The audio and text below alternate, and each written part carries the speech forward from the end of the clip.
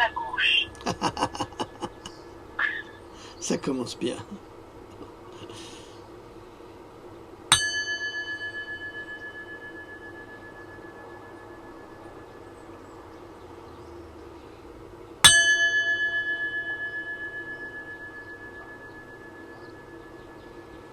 Bonjour à toutes, bonjour à tous.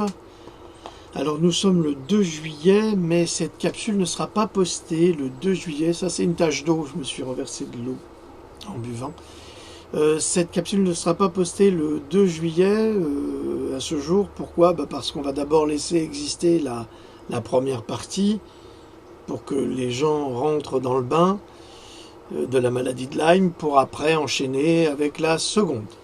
Voilà, j'espère que vous comprendrez et que nous n'aurons pas les abrutis qui vont dire « Eh mais c'est pas le 2 juillet aujourd'hui !» Oui, on sait que c'est pas le 2 juillet. Merci, ça a été signalé. Alors un petit bonjour de Louloute, elle est sur la route. Oui, de la déroute. Bonjour tout le monde. La route de la déroute. J'espère que tu as mis un pantalon. Si j'ai mis mon pantalon, personne ne le saura aujourd'hui. Parmi les chiens, ils me diront. Les chiens. Alors elle est partie faire des courses, mais comme elle a un sens de l'orientation absolument génial, et lui faut un GPS tout le temps. Arrête de rigoler. Je suis blanche, c'est vrai. Je suis blonde. Ok. Bon, je te coupe le sifflet. Oui, vas-y. Parce que t'as un GPS, là, ça m'énerve. Votre supermarché est à 100 mètres. Allez. Allez, je t'écoute. Au revoir. Au revoir. Donc nous allons reprendre directement là où nous avons interrompu hier.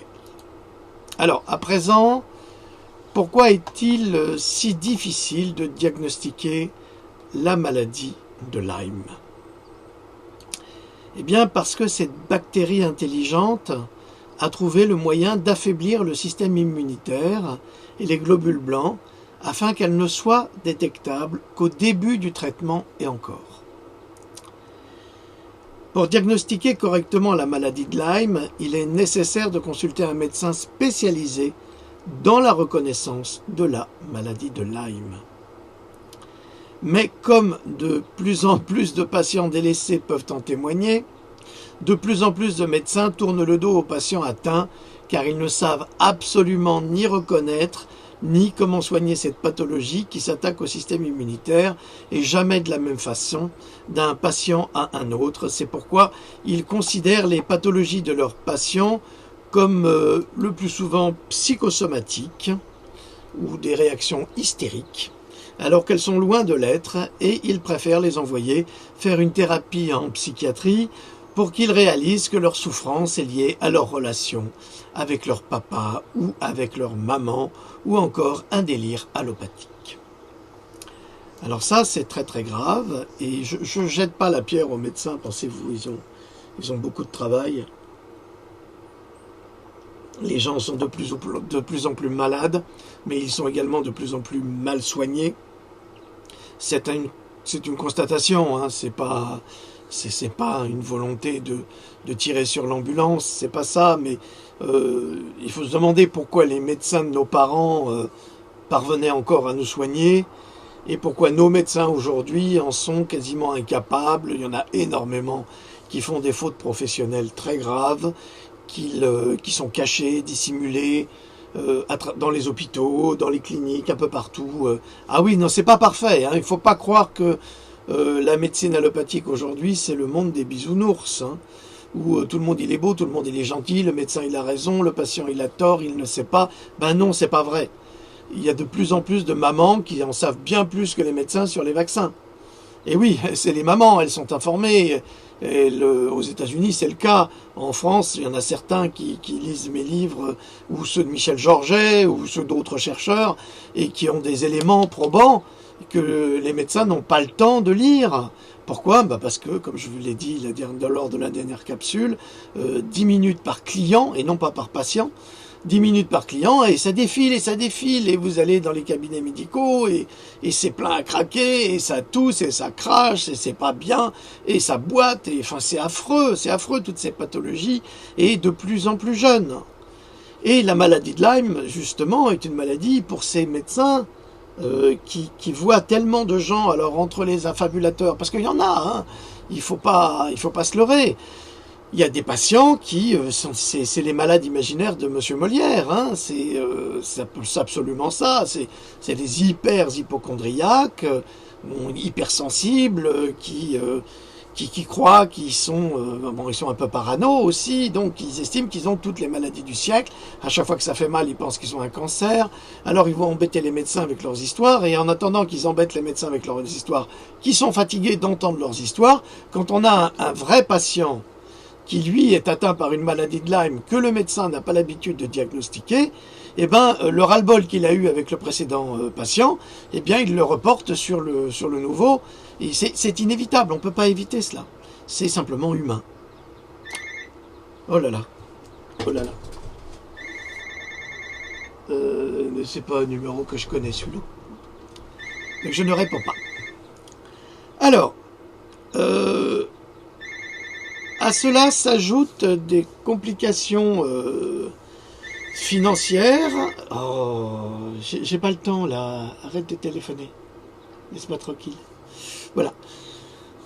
Moi, je réponds jamais au téléphone de toute façon. Voilà. C'est pas la peine de m'appeler. Alors, encore un délire allopathique. À cela s'ajoutent des complications financières, en effet.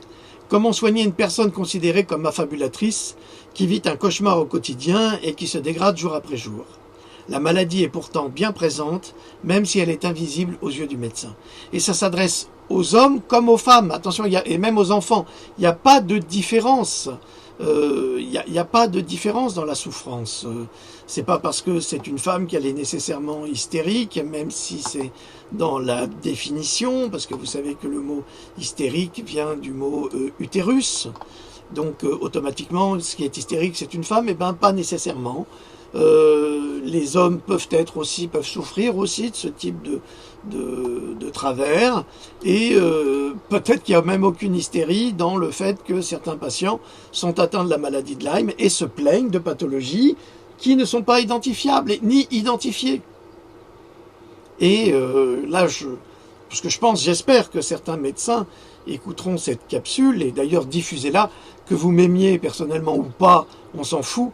Ce sont des capsules qui sont nécessaires pour permettre aux gens qui souffrent, et même à certains médecins qui ont l'arrogance de croire que, comme ils sont médecins, ils savent tout. Je ne veux pas dire que j'en sais plus qu'eux, c'est pas la question, on n'est pas à un concours de mesure de, vous savez quoi, j'en ai une plus grosse et toi t'en as une plus petite, on s'en fout de ça. Ce qu'il faut, c'est pouvoir aider les patients. Et je suis certain que ces médecins qui ne savent pas, ils veulent aider leurs patients, mais ils ne peuvent pas, parce qu'on ne leur a pas donné les outils. Alors, utilisons ce genre de vidéos, mettez des commentaires avec vos témoignages et enrichissez le débat pour permettre justement au maximum de gens d'être informés et de donner des pistes à ces médecins qui sont perdus. Parce qu'ils sont aussi perdus que les patients, j'en ai la conviction. Parce que s'ils n'étaient pas perdus, il n'y aurait pas autant de malades. C'est tout. Voilà. Oui, c'était à quel sujet? J'ai passé sous un tunnel. J'ai passé dans un tunnel.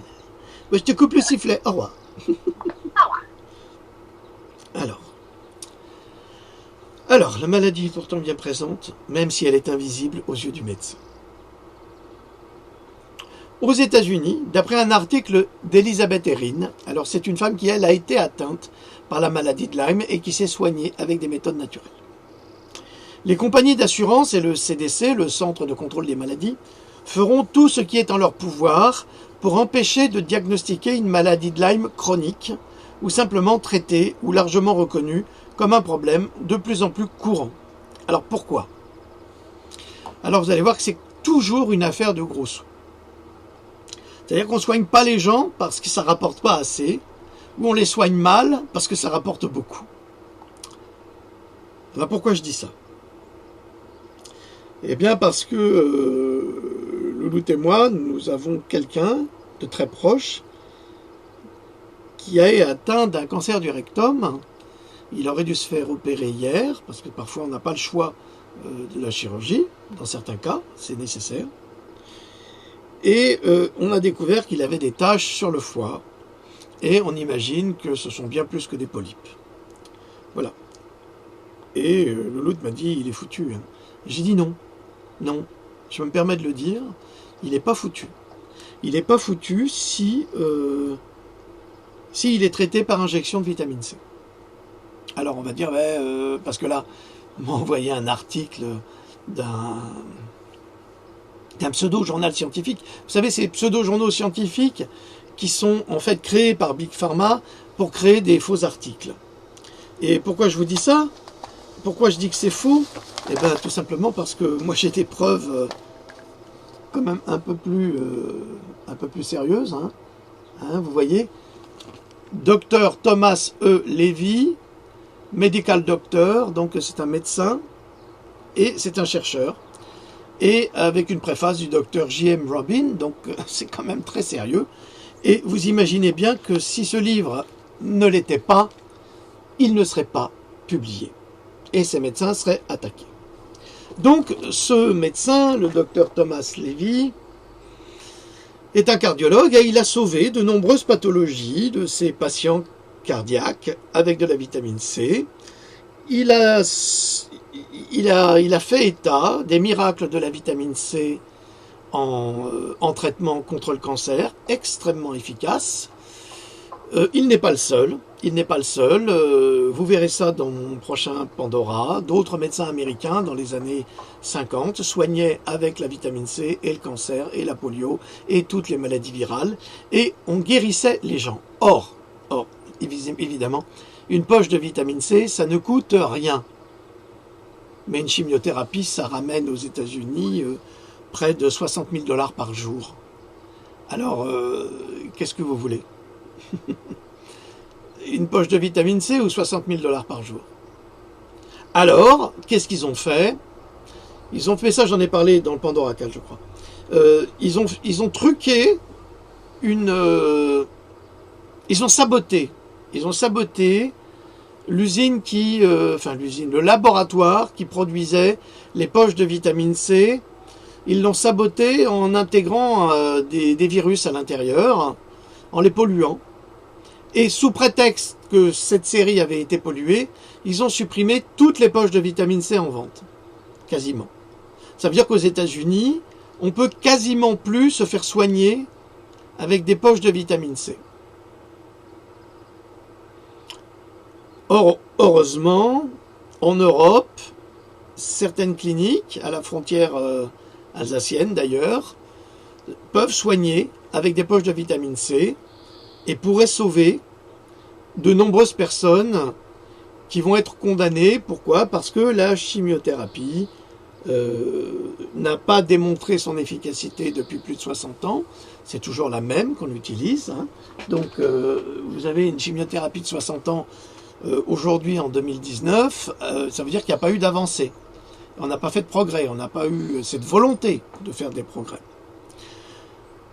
Pourquoi? Parce que c'est toujours très rentable. Je vous rappelle également qu'avant n'importe quelle chimiothérapie, il faut faire des tests sanguins pour vérifier si le corps est disposé à la supporter.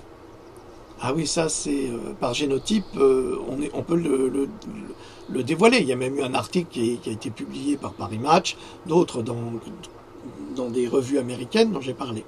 Donc la maladie de Lyme, tout comme le cancer, et vous imaginez bien le cancer, vous avez le cancer, on peut vous soigner avec la vitamine C, jamais de la vie.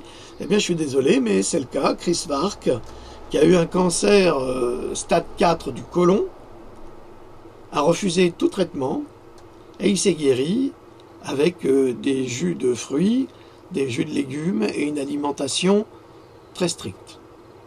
C'est-à-dire plus aucun produit industrialisé, plus aucun produit préfabriqué, le moins de viande possible, parce que c'est cette protéine qui va nourrir aussi les virus et les maladies, le sucre qui va nourrir les virus et les maladies.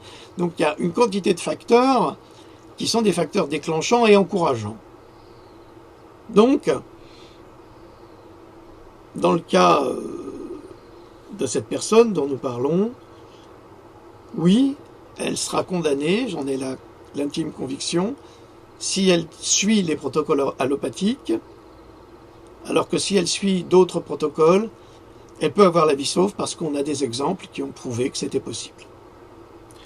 Alors, tout est encore faisable. Il suffit de s'en donner la peine et les moyens. Et je dirais la même chose pour la maladie de Lyme. Mais on y viendra plus tard quand on passera au traitement. Alors pourquoi le spectre de la maladie de Lyme? Alors pourquoi c'est comme ça? Alors le spectre de la maladie de Lyme englobe une quantité de symptômes allant de moyens à très graves et nécessite une variété de traitements coûteux qu'il est préférable d'éviter pour les mutuelles. C'est pour ça que ça ne les intéresse pas qu'on détermine la maladie de Lyme comme maladie chronique, vous imaginez bien. C'est très embarrassant parce que tout le monde peut l'attraper, tout le monde peut être victime d'une maladie chronique.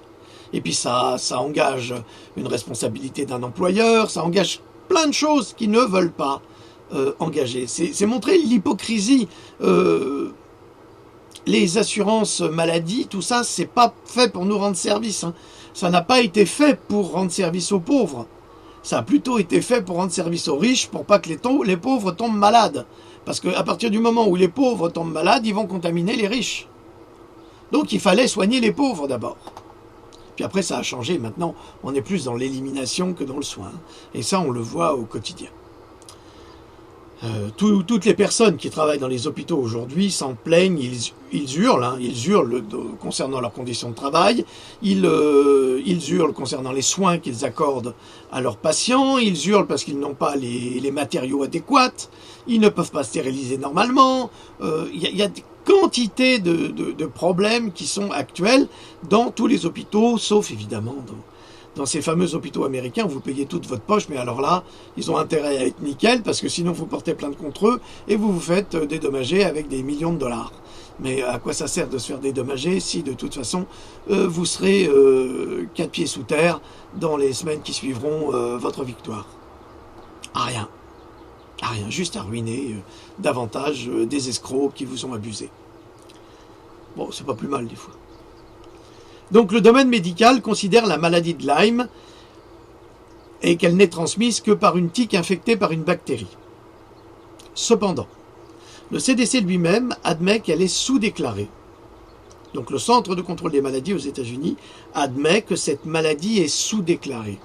Ça veut dire qu'elle est très importante, mais qu'on n'en tient pas vraiment compte. C'est-à-dire qu'on ne déclare pas vraiment toutes les causes de cette maladie.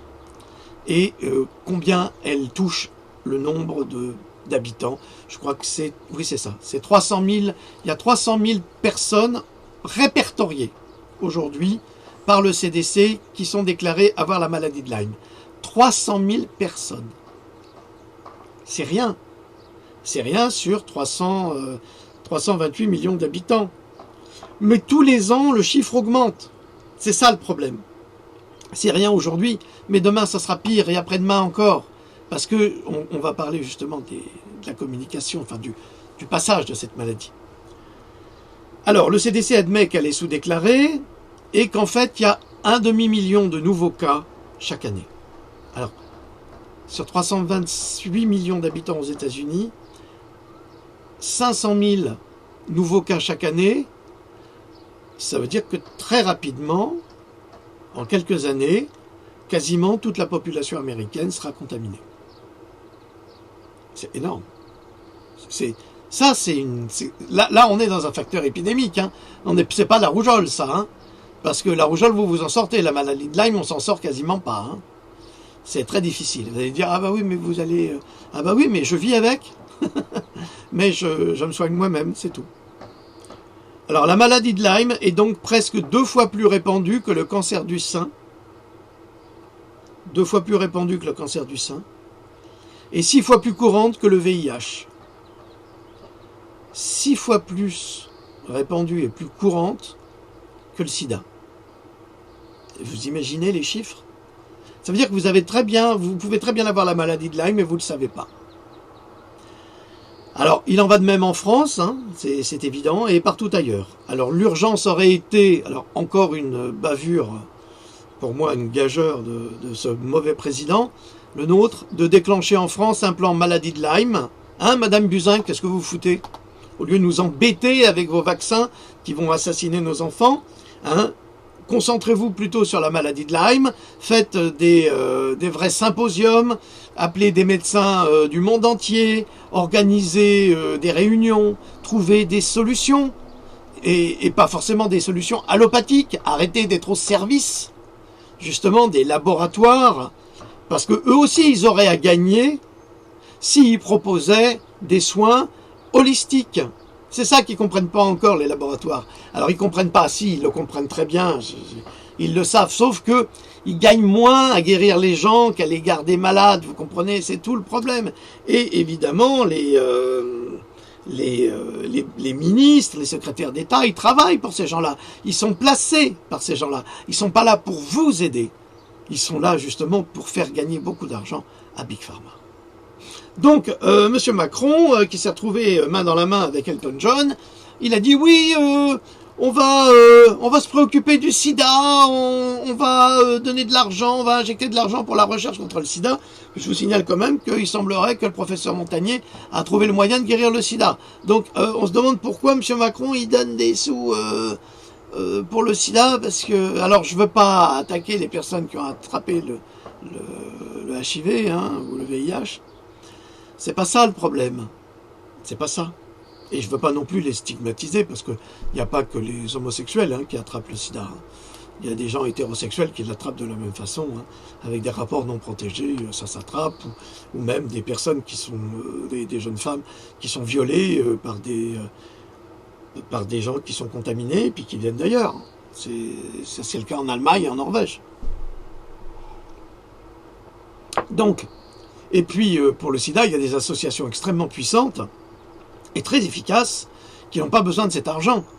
Alors que cet argent devrait plutôt être consacré à la maladie de Lyme qui touche tout le monde. C'est-à-dire que il n'y a pas, c'est pas du LGBTQ ici, hein. Ça touche tout le monde. Ça peut toucher les enfants, les hétéros, les homos, les gays, les machins, les trucs. Ça touche tout le monde. Une tique, ça ne fait pas de différence. C'est pas raciste du tout. Ça vous tue tout simplement. Il faut le savoir. Alors, aujourd'hui, il n'existe évidemment pas grand-chose en tant que protocole d'efficace pour lutter contre la maladie de Lyme. Qu'est-ce qu'il y a, mon petit bonhomme? Qu'est-ce qu'il y a? Alors.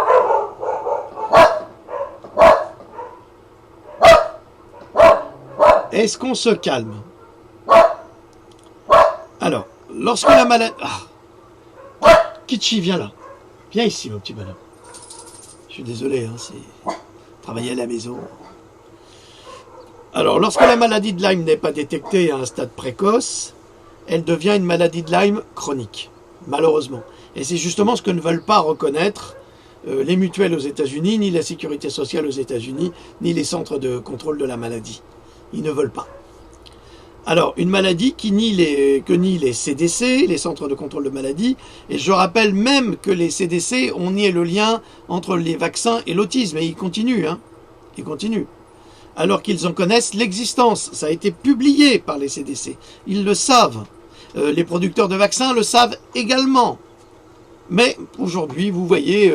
je suis très flatté, même si on n'en parle pas, mais je suis très flatté parce que je vois des articles qui sont publiés de plus en plus mensongers, sans doute à cause de ces capsules et à cause de mes livres, où des pseudo-journalistes qui sont payés par les laboratoires, parce qu'ils ne peuvent pas faire autrement, sont dans le mensonge absolu, tout comme là on commence à attaquer le docteur Bradstreet, qui est l'un des créateurs du GCMAF, et qui a réussi quand même à guérir 100 personnes autistes, dont son propre fils.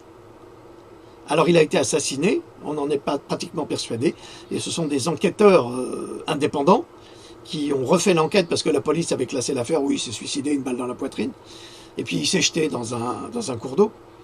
Donc des enquêteurs privés ont constaté eux-mêmes qu'il s'agissait bien d'un crime.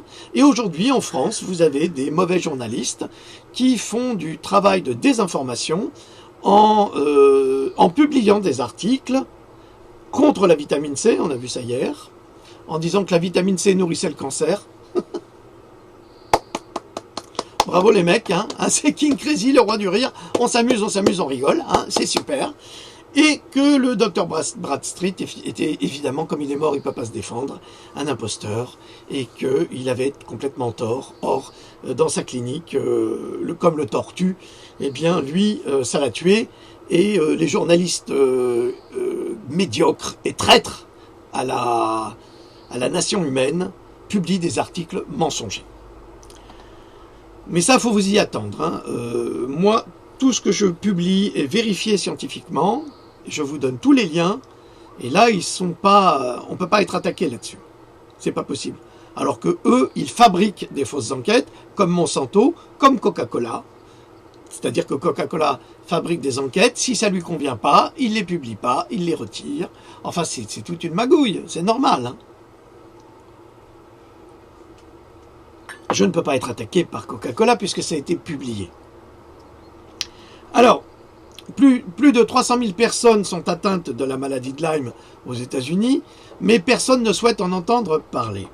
En France, en Rhône-Alpes, 160 cas de borréliose de Lyme pour 100 000 habitants ont été déclarés en 2013. En 2016, dans le Limousin, il y en avait 617, toujours pour 100 000 habitants, et en Alsace, 281 cas pour 100 000 habitants également. Tous ces cas sont des déclarations officielles, mais combien d'autres cas non répertoriés, faute de compétences médicales adéquates, pour reconnaître ces pathologies particulières qui accompagnent la maladie de Lyme. Évidemment, c'est tout le problème, c'est-à-dire qu'il y a des quantités de personnes qui sont malades, vous le voyez vous-même quand vous allez dans les cabinets médicaux, je vous l'ai déjà dit, mais on va leur diagnostiquer un type de maladie qui ressemble à ce qu'ils ont, sans penser qu'en fait ils ont une maladie de Lyme.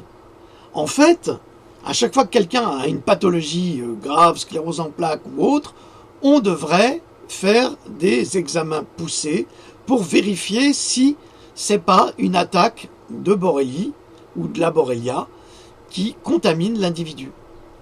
Et là, si on faisait un véritable travail, et si on avait des ministres de la santé compétents, et si on avait des secrétaires d'État à la santé compétents, eh bien, on ferait ce travail de recherche systématiquement pour nous permettre d'identifier les cas liés à la maladie de Lyme. Et là, on pourrait sauver des centaines de milliers de personnes. Mais ce n'est pas dans leur intérêt. Cette maladie est donc difficile à diagnostiquer et elle est coûteuse à toute notre infrastructure médicale. Les CDC, les centres de contrôle de prévention et des maladies, ont établi des critères très spécifiques pour le diagnostic de la maladie de Lyme.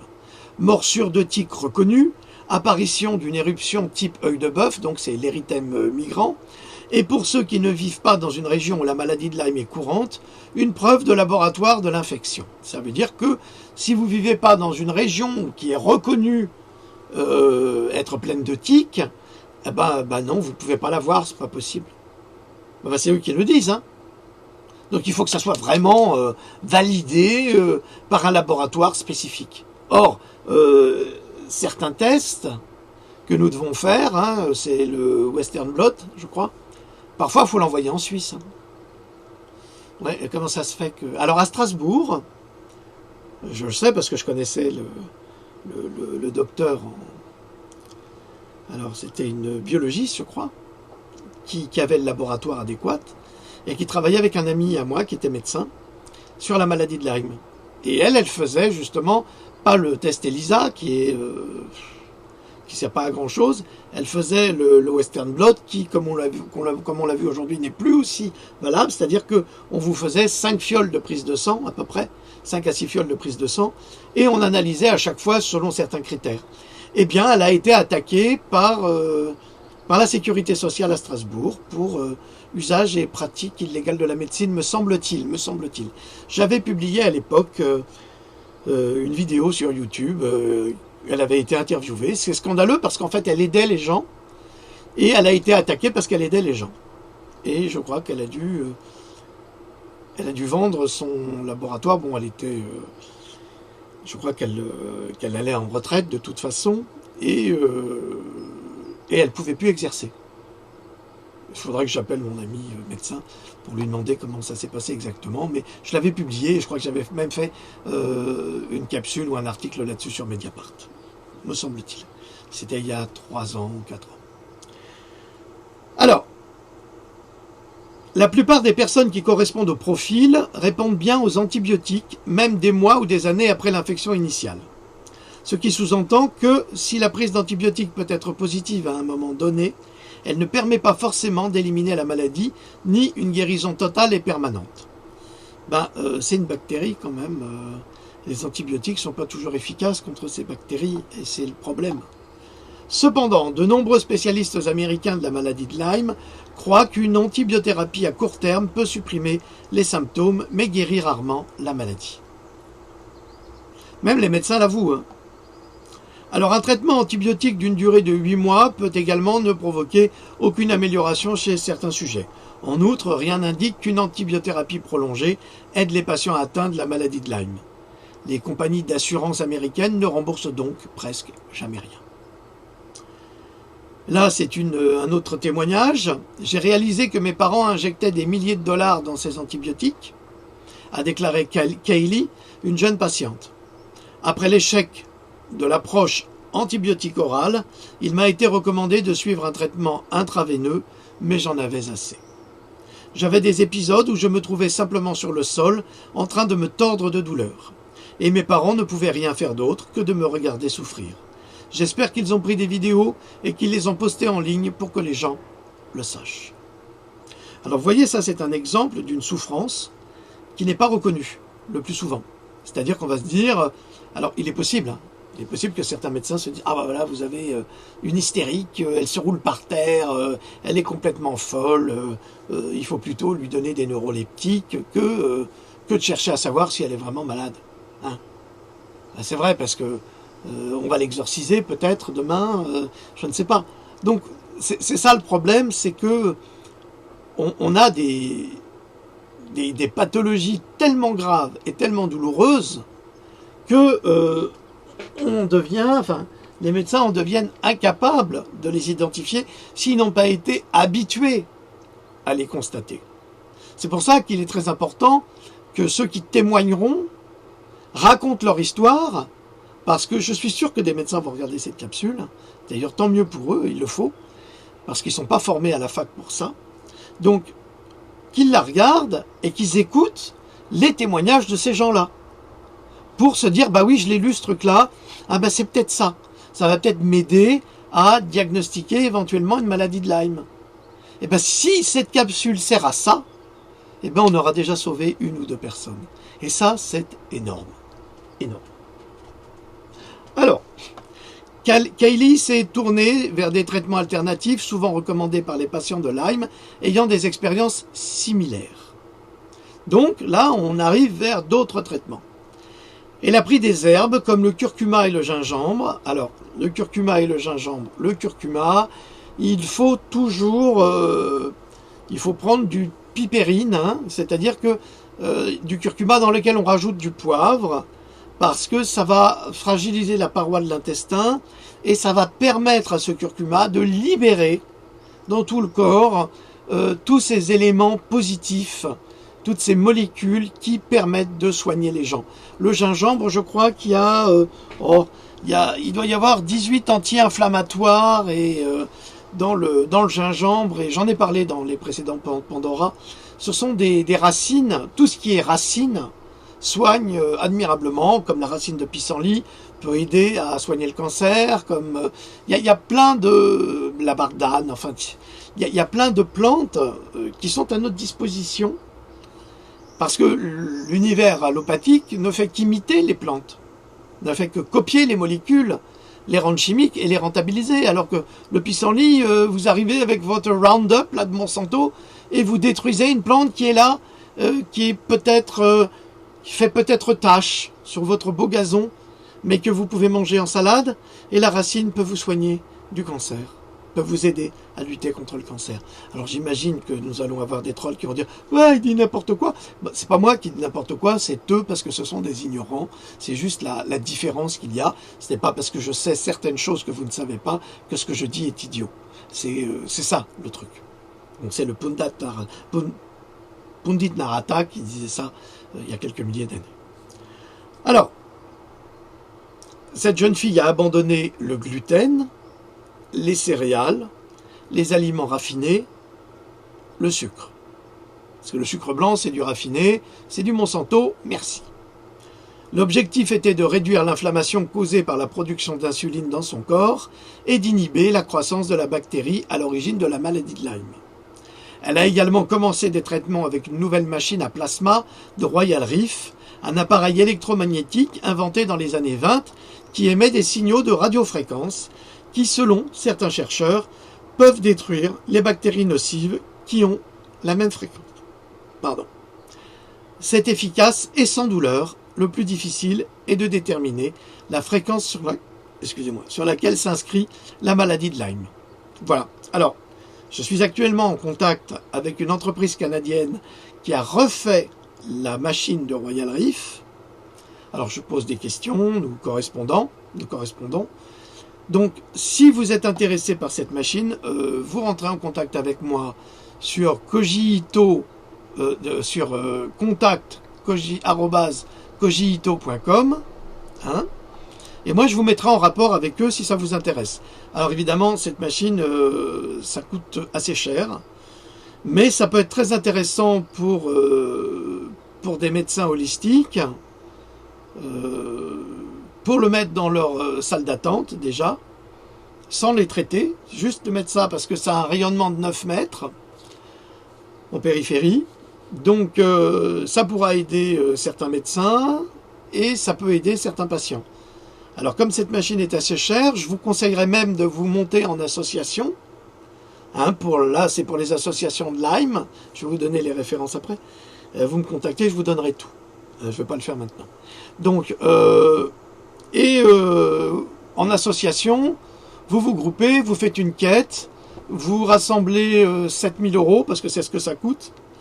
Et comme ça, tous les membres de l'association, vous vous rencontrez à l'association, vous vous mettez assis, vous discutez de tout et de rien, et puis vous vous laissez rayonner, et vous verrez que ça améliore.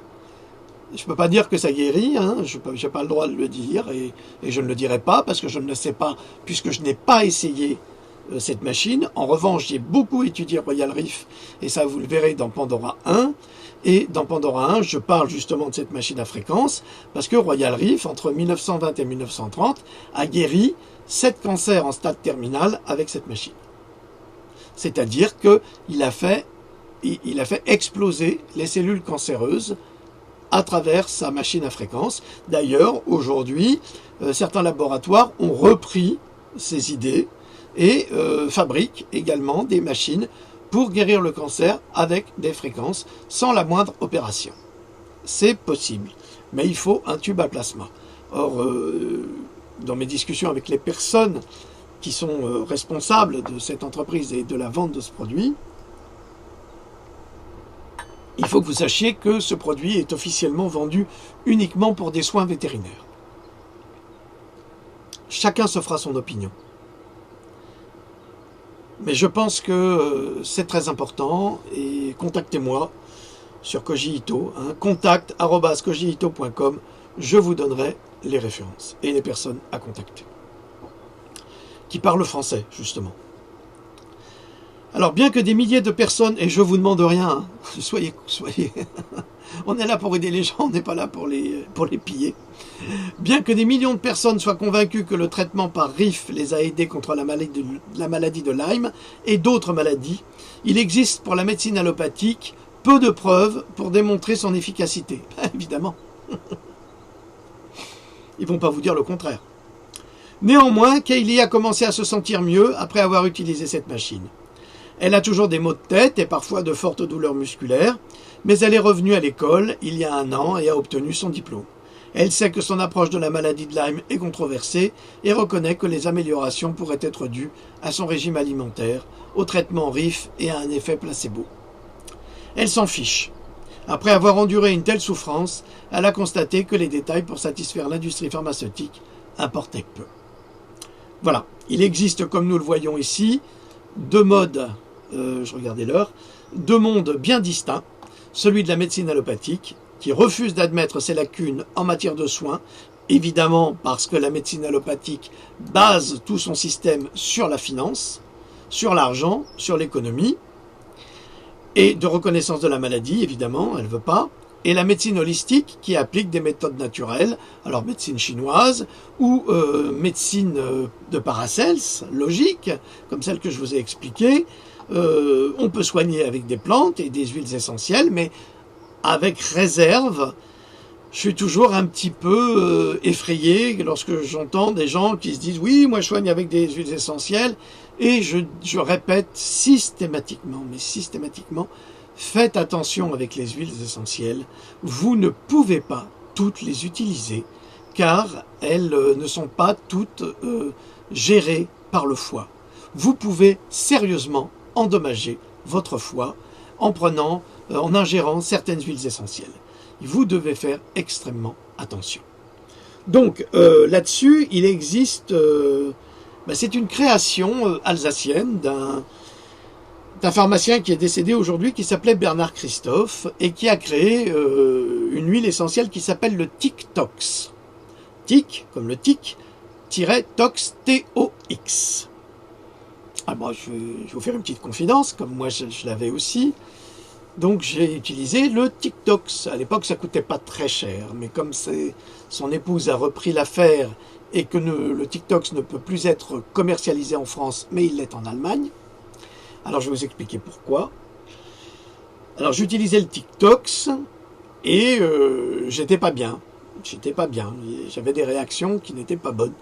Et lors d'une conversation avec mon grand ami, le docteur Jean Gilles de Pélichy, qui me dit « Bon, alors comment ça va ?» Et je lui dis « Ça va pas très bien, je suis ballonné, je suis pas bien, c'est pas normal. » Il me dit « Pourquoi? Qu'est-ce que vous prenez ?» Et je lui dis « Jean, je prends du TicTox. » Il me dit « Vous l'avalez pas quand même ?» Je dis « Si, puisque c'est ce qu'il m'avait dit de faire. » Et il me dit « Mais malheureux, vous ne pouvez pas, vous allez détruire votre foie. » Et je l'avais signalé à Bernard Christophe en lui disant « Surtout ne dis pas aux patients de l'ingérer à cause de toutes ces huiles essentielles qui doivent être libérées dans le premier intestin et pas dans le second, parce que après ça va directement dans le foie et ça le pollue et ça risque des accidents très graves. À tel point que l'ordre des médecins a attaqué, et pour une fois justement, malheureusement, Bernard Christophe, qui a dû fermer son laboratoire et fuir en Allemagne, et donc depuis le TicTox est interdit en France. En revanche, vous pouvez utiliser le TicTox en aromathérapie, mais également vous pouvez l'utiliser en massage, toujours dilué. Il faut toujours diluer les huiles essentielles avec des huiles végétales, des huiles d'amande douce ou je ne sais quoi, mais des huiles de massage par exemple, ou vous pouvez vous faire une huile de gingembre, très très efficace, surtout pour les personnes qui ont les jambes lourdes. C'est très efficace, c'est un remède asiatique.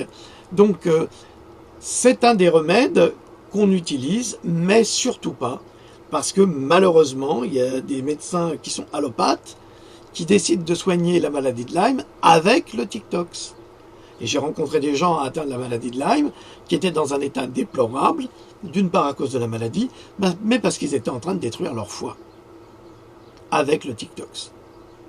Et j'ai communiqué l'adresse de Jean de Pélichy pour qu'il soit contacté, pour qu'il explique s'il en a le temps, mais cette personne ne l'a jamais contacté parce qu'il fallait se rendre chez lui. Enfin, patati patata. Voilà.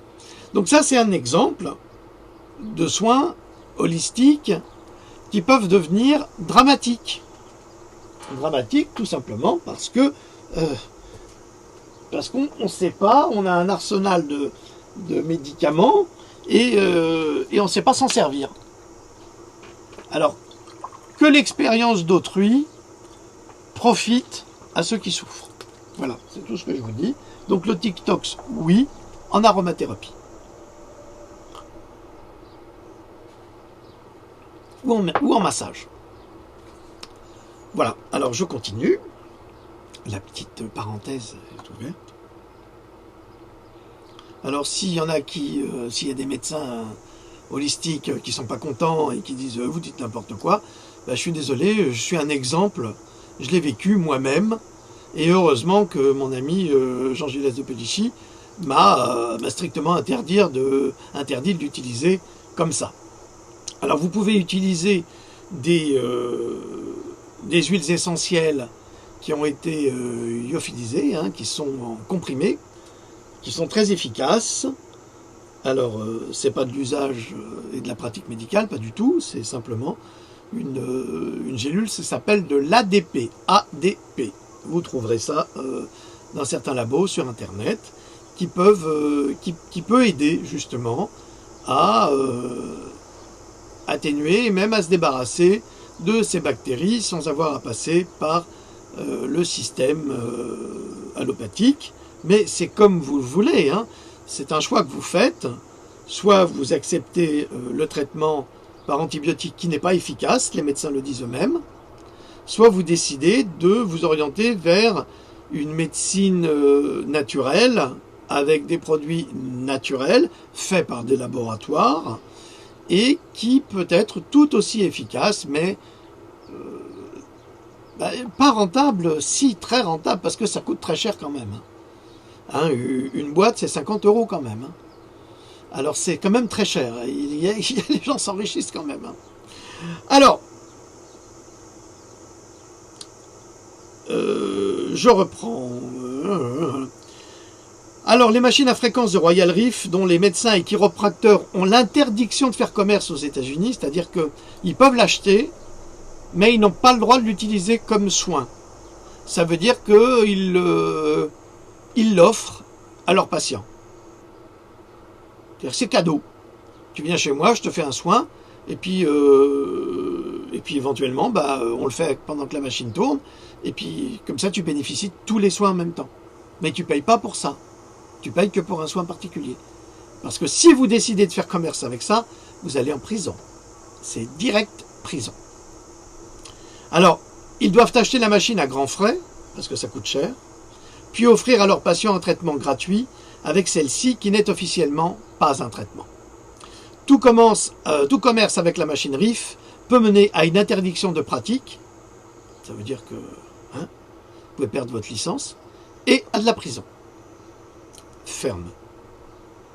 Si les autorités de Big Pharma insistent sur le fait que cette machine serait un produit farfelu, qu'est-ce qui la différencie exactement des machines de torture remboursées par la sécurité sociale se trouvant chez les rhumatologues et chez les kinés?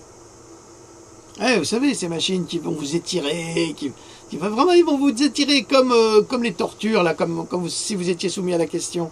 Un jour, j'ai été chez un rhumatologue parce que j'avais 3 hernies discales. Et le mec, il me met sur une machine qui me tire comme si j'étais à la question. Je lui dis, mais c'est une machine de torture, votre truc? Et il a un petit sourire. Et puis ça, vous payez 40 €. Et ça sert à rien. Enfin, en tous les cas, ça sert à rien du tout pour moi. Les kinés, au fusil de chasse aussi. Comme les médecins. Et ça, c'est mon problème. Hein. Ça me concerne moi. Alors, il existe aujourd'hui une nouvelle machine RIF accessible à tous et qui utilise une onde porteuse de 27,125 MHz pour délivrer des fréquences au niveau cellulaire à tout le corps. Cette machine s'appelle le Pearl M+, et elle est si bien conçue qu'elle n'est pas soumise à la loi inverse square, c'est-à-dire la loi des carrés inversés. Toutes les personnes se trouvant à moins de 9,14 mètres partagent les bienfaits pour la santé de cette machine, plantes comprises. Ces effets soutiennent le système immunitaire, sans effet secondaire, accélèrent la convalescence après une intervention ou une maladie infectieuse. La machine RIF réduit le stress et favorise le sommeil. Elle réduit la douleur et l'inflammation. Elle dévitalise les bactéries, les virus, les parasites et les candidats et soutient le système immunitaire dans la plupart des maladies. Alors, vous allez me dire, c'est incroyable ce que vous nous dites là, que ça peut dévitaliser les virus. Mais écoutez, si vous lisez Grigory Grabovoï, nous avons certaines personnes qui sont spécialisées là-dedans, eh bien, c'est de la médecine quantique. Et il faut avouer que Royal Reef était très en avance sur son temps. Et il faut s'avouer également qu'il en a souffert toute sa vie. Pourquoi ? Eh bien parce que le FBI a saisi son laboratoire, a tout cassé, a détruit sa machine, il a été poursuivi pendant des années, on a assassiné un de ses assistants, on en a mis un autre en prison, même des médecins qui utilisaient son protocole parce qu'ils guérissaient le cancer, ces gens-là.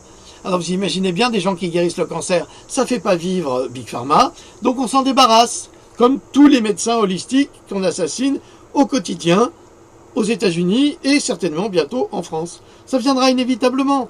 Tout est une question d'argent. Alors, comment fonctionne cette machine ? Le corps humain est une antenne, ce qui est confirmé par une nouvelle étude très sérieuse qui indique que les enfants, à force d'utiliser les téléphones portables, ont des sortes de cornes qui se forment dans le cerveau. Vous n'avez pas vu ça, cet article très intéressant ? On le voit, hein, ça commence à se dessiner. C'est-à-dire que plus tôt on donne des téléphones portables aux enfants, plus tôt on va leur permettre d'avoir des cornes. Et les cornes, c'est quoi ? C'est des antennes. Comme ça. Vous allez me dire, il est fou. Non, c'est publié. C'est publié, il y a une radiographie, on le voit bien. C'est comme dans l'espace, hein, le corps se transforme de la même manière. Hein. Donc, à force d'utiliser ces ondes d'amplification, eh bien, comme le corps est une antenne, eh bien, il s'adapte. Inévitablement. C'est pour ça qu'il ne faut jamais mettre dans les mains des enfants avant l'âge de 12 ans, ni des téléphones portables, ni des tablettes. Mais vous l'avez tous vu comme moi, les parents, pour être tranquilles, eh ben, ils donnent les téléphones portables aux bébés. Et puis après, ils vont les donner aux petits. Ça va continuer toute la vie. Et puis alors, les bébés vont devenir un peu plus débiles qu'ils ne l'étaient. Je suis méchant, il est méchant, hein, ils vont devenir plus bêtes.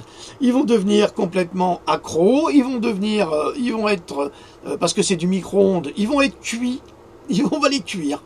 Parce que la barrière encéphalique, quand ils sont enfants, elle est très très fine, donc ça passe à travers le cerveau, donc on va vraiment les rendre... Vous, parents, je vous parle, j'ai déjà fait une capsule là-dessus, ne mettez pas de téléphone portable ni de tablette dans les mains de vos enfants. Vous croyez que vous leur faites plaisir ? Non, vous vous faites plaisir à vous et vous les assassinez. Il y avait une merveilleuse publicité en Thaïlande où on voit deux parents qui veulent acheter une tablette pour leur enfant. Et le vendeur leur demande, mais la tablette, c'est pour qui ? Et les parents disent, bah, c'est pour le petit, là. Et le vendeur qui dit, je ne peux pas vous la vendre. Et pourquoi ? Mais si vous voulez profiter de votre enfant, de le regarder grandir, si vous voulez que votre enfant profite de vous, si vous voulez que votre enfant apprenne de vous et s'enrichisse à votre contact, eh ben, il ne peut pas avoir de tablette. L'éducation, c'est un travail qui se fait du début jusqu'à la fin, et pas nécessairement avec des produits numériques, informatiques. Souvenez-vous que Steve Jobs avait interdit téléphone et tablette dans sa maison. Hein. Aucun de ses enfants n'avait d'ordinateur. Pour le créateur d'Apple, et pour celui qui a fait d'Apple ce qu'il est aujourd'hui, c'est quand même extraordinaire, vous ne croyez pas ? Alors vous vous retrouvez avec des montres qui sont connectées, des trucs comme ça, mais c'est affreux ce truc-là, vous vous rendez pas compte. Vous vous rendez pas compte du mal que vous vous faites, et en plus des connexions et de tous les savoirs que vous accordez à Google, à Apple, à la CIA. Ils vont savoir exactement vos battements de cœur, ils vont savoir votre état de santé, ils vont tout savoir, ils vont savoir à qui vous parlez, ce que vous faites, ils savent tout. Et là vous leur donnez tout. Et bientôt vous allez accepter la puce RFID. C'est évident. C'est évident. Passons. Alors, on continue. Alors, la machine RIF produira en réalité une amplification de la force du signal via une résonance naturelle. Le meilleur gain de résonance se situe aux alentours de 50 MHz, mais il existe également un très bon gain de résonance à 27 MHz. Donc, selon le réglage que vous accorderez à cette machine, il sera plus ou moins efficace. Vous comprenez ? C'est ça qui est... Je donne beaucoup de détails après. Cela soulève un point. La résonance d'un corps humain à 3,3 MHz est relativement médiocre par rapport à une résonance à 27,125 MHz. En raison de leur faible résonance et de leur faible gain, les appareils avec une portée de 3,3 MHz sont soumis à la loi des carrés inversés et doivent être utilisés près du corps pour maximiser la diffusion des fréquences. C'est-à-dire que ces machines-là, pas la machine Riff, qui elle est cadencée non pas à 3,3 mais à une résonance plus élevée, eh bien elle crée ce qu'on a appelé la loi des carrés inversés, c'est-à-dire que si vous n'êtes pas à côté de la machine, eh ben en fait l'onde va rebondir et ne va vous apporter aucun effet. En revanche, cette nouvelle machine Riff de ce laboratoire vous traverse complètement et retraverse, vous êtes complètement dans le flux. Et c'est là qu'elle devient efficace, selon le réglage que vous voudrez bien lui accorder. Alors je vais passer les détails parce que ce sont des détails très techniques, et puis je vais arrêter là, parce que on a encore, ça continue. Cette machine, elle reprend aussi les idées de Nikola Tesla. Hein. C'est sur le courant, la transmission du courant courant en mégahertz, donc qui va vous traverser. Alors, je vous demande d'étudier un petit peu Grigory Grabovoï avec les fréquences. Il y a des gens qui sont spécialisés sur Internet là-dessus, qui peuvent vous en parler beaucoup mieux que moi. Pensez également que ces machines à fréquence peuvent aider à guérir des pathologies, mais on n'a pas le droit de le dire, c'est pas officiel, hein, s'il vous plaît. Ce n'est pas officiel.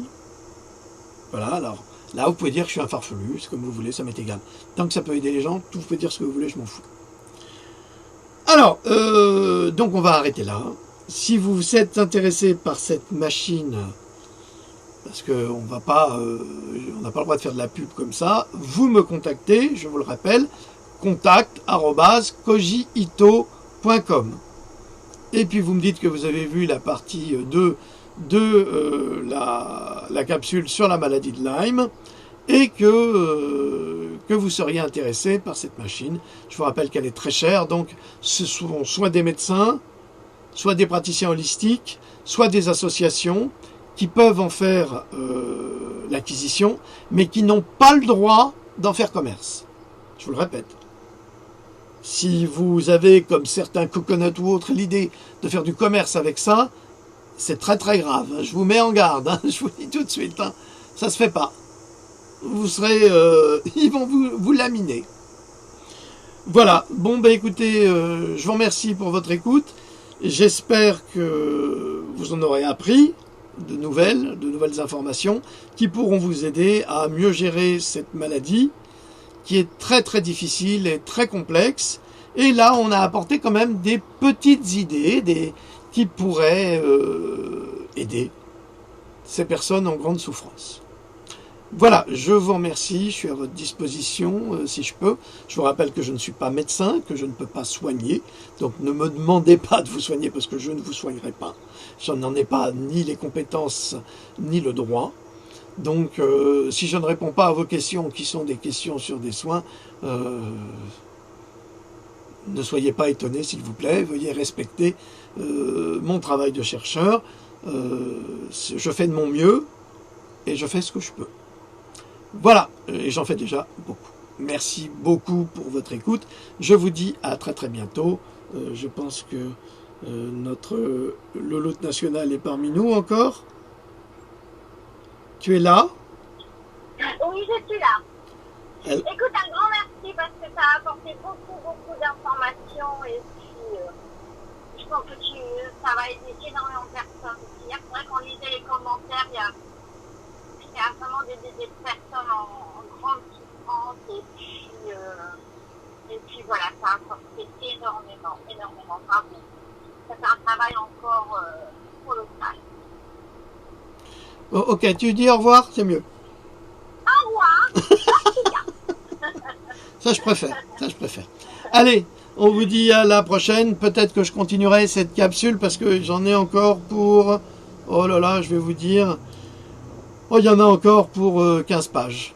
Donc, il y a encore beaucoup de travail de recherche là-dessus. Énorme. Alors, j'aimerais bien que vous donniez votre témoignage, que vous apportiez votre pierre à l'édifice. Comme je vous l'ai dit, diffusez ces vidéos, parce que c'est pas pour moi que vous le faites, hein, j'ai rien à y gagner. Hein. Donc, je vous assure que j'ai rien à y gagner. Donc, faites-le pour les gens qui souffrent. Voilà. Merci beaucoup. À très bientôt. Salut.